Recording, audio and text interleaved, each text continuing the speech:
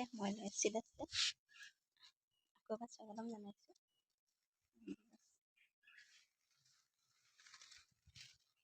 অকণি ভেন্দি সৰু হৈ আছে বাৰু।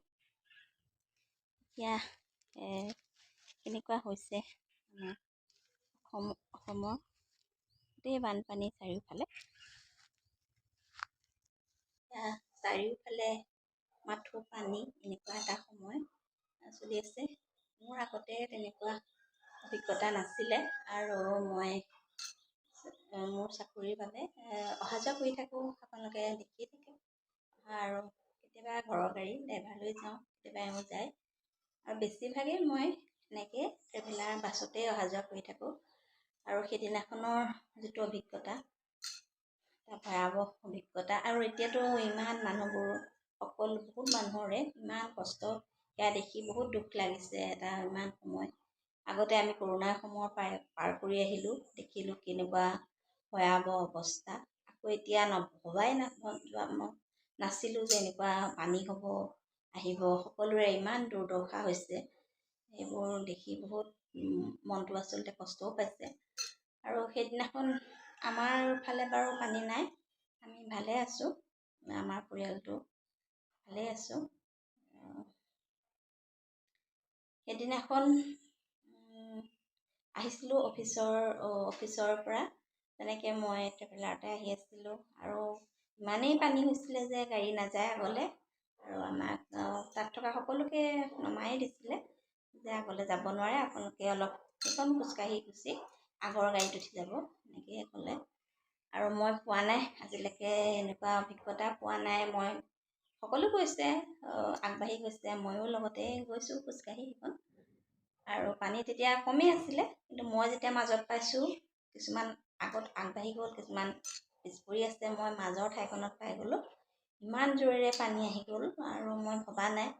আৰু বহুত ইমান সোঁত আছিলে, মানে উটুৱাই নিয়াৰ নিচিনা পানী নিছে পানী। আৰু মই নিজেও বহুত ভয় খালোঁ। একদম মাজত মই ইফালেও যাব নোৱাৰোঁ, সিফালেও যাব নোৱাৰোঁ, এনেকুৱা হ'ল। বহুত ভয় খালোঁ। সেইদিনা মোৰ ৰাতি টোপনিও নাহিলে, ইমান ভয় খালোঁ।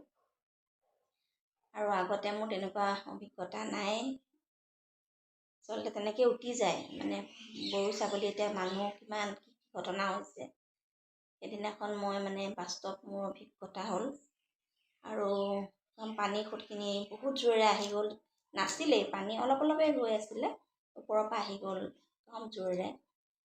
আৰু সেই সময়ত হয়তো মই যে শকত, মই ভাবিছিলোঁ মই উঠিয়ে যাম, কিন্তু তথাপি মোক সেইটো কাৰণে হয়তো মই ক্ষীণ হোৱা হ'লে সেইদিনাখন আকৌ আজি আপোনালোকৰ মাজত তেনেকৈ কথা ক'ব নোৱাৰিলোঁহেঁতেন। এনেকুৱা এটা মোৰ অভিজ্ঞতা হ'ল আৰু বহুত ভয় লাগিছিলে। আৰু এতিয়াও তেনেকৈ মানুহবোৰ কিমান কষ্টৰ মাজত আছে, বহুত দুখ লাগিছে। ভগৱানে সকলোকে সহায় কৰক, সোনকালে এইবোৰ পানী শুকাই যাওক। আৰু এনেকুৱা বানপানী যাতে এনেকুৱা ঘটনা, এনেকুৱা মানে আকৌ নহওক, কেতিয়াও নহওক। ময়ো ইমান বছৰ চাকৰি কৰি আছোঁ, অহা যোৱা কৰি আছোঁ, শিৱসাগৰখনত তেনেকুৱা মই দেখা নাই পানী হোৱা, বা যোৰহাটতো মই ইমান হোৱা দেখা নাই। অলপ কেতিয়াবা হয়, কিন্তু ইমানো তেনেধৰণে এবাৰ যিখিনি আছিলে ডাৱৰখিনি, এনেকুৱা এটা ঘটনা হৈ গ'ল। আৰু মানুহবোৰ বহুত কষ্টৰ মাজত আছে। সকলোৱে সহায় কৰক তেওঁলোকক, আমিও যি পাৰোঁ তেনেধৰণে, বা আপোনালোকেও যোনে যি পাৰে সকলোকে সহায় কৰক। চৰকাৰৰ ফালৰ পৰাও তেওঁলোকক সহায় আগবঢ়াওক, আৰু যাতে মানে বেয়া সময়কণ পাৰ হৈ যায়।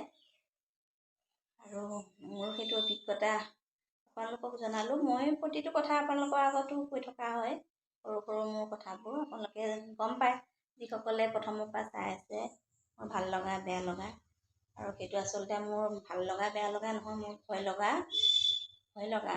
দিনাখন হয়তো মই পানীত গুচি গ'লোহেঁতেন, এনেকুৱা এটা কথা কাহিনী, মানে অৱস্থা।